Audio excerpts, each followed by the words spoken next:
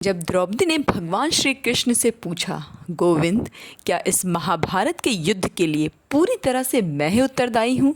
भगवान कृष्ण बोले, नहीं द्रौपदी, तुम स्वयं को इतना महत्व क्यों दे रही हो? लेकिन द्रौपदी, हमारे शब्द ही हमारे कर्म होते हैं और हमें अपने हर शब्द को बोलने से पहले तोलना बहुत ज़रूरी होता है, अन्यथा उसके दुष्परिणाम स्वयं को ही नहीं, पूरे परिवार को और पूरे समाज को, यहाँ तक कि पूरे देश को भुगतना पड़ जाता है। भगवान कृष्ण कहते हैं कि इस पूरे संसार में केवल मनुष्य ही एक ऐसा प्राणी है जिसके दांतों में जहर नहीं है, उसके शब्दों में जहर है। बोलने से पहले तोलना सीख लें, जो आपको ढेर सारी मुसीबतों से बचा कर रखेगा। कहते हैं कि अगर द्रौपदी ऐसा न करती तो महाभारत का परिणाम कुछ और ही होता। महाभारत के इस युद्ध से द्रौपदी शारीरिक और मानसिक दोनों तरह से टूट चुकी थी। वो किसी 80 वर्ष जैसी बूढ़ी स्त्री की तरह प्रतीत होने लगी थी। द्रौपदी की आंखें धंस चुकी थी और उसके चेहरे का रंग पूरी तरह से काला हो चुका था।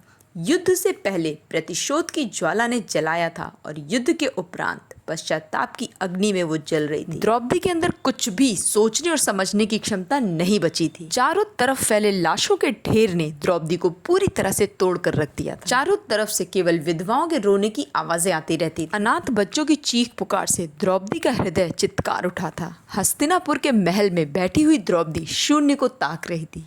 इसी दौरान भगवान श्री कृष्ण कक्ष में दाखिल होते हैं और द्रौपदी कृष्ण को देखते ही दौड़कर उनके पास जाती है और उनके कंधे पर सिर रखकर खूब रोती है। भगवान कृष्ण द्रौपदी के सिर को सहलाते हैं और उन्हें रोने देते हैं। द्रौपदी भगवान श्री कृष्ण से पूछती है, प्रभु, ये क्या हो गया? मैंने तो ऐसा कुछ भी नहीं सोचा था।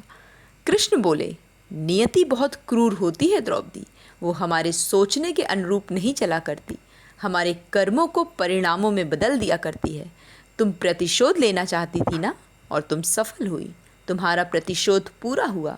सिर्फ दुर्योधन और दुशासन ही नहीं, सारे कौरव समाप्त हो गए। तुम किस बात का शोक मना रही हो द्रौपदी? तुम्हें तो प्रसन्न होना चाहिए। द्रौपदी ने कहा, गोविंद, आप मेरे घावों को सहलाने आए हैं या नमक छिड़कने?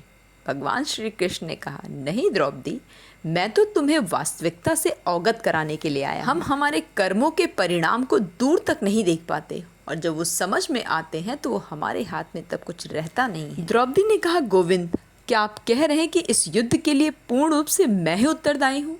भगवान कृष्ण बोले, इतना स्वयं को महत्व मत दो द्रौपदी, लेकिन तुम अपने कर्मों में अगर थोड़ी सी भी दूरदर्शिता रखती तो इतिहास कुछ और ही हो। द्रौपदी ने जानना चाहा, मैं क्या कर सकती थी गोविंद?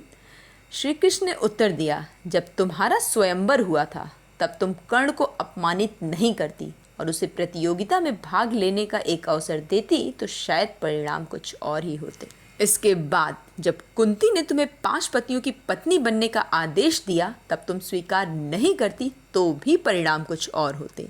इसके अलावा अगर तुमने अपने महल में दुर्योधन को अपमानित ना किया होता तो तुम्हारा चीरहरण नहीं होता और तब भी शायद परिस्थितियाँ कुछ और ही होती। लेकिन अब बहुत देर हो चुकी थी। महाभारत के 18 दिन के युद्ध ने सब कुछ तहस नहस करके रख दिया। भगवान कृष्ण और द्रौपदी के बीच का ये संवाद आपको कैसा लगा कमेंट सेक्शन में ज़रूर लिखिएगा। ऐसी और भी अमेजिंग वीडियोस देखने के लिए चैनल को सब्सक्राइब करना बिल्कुल भी ना भूलें।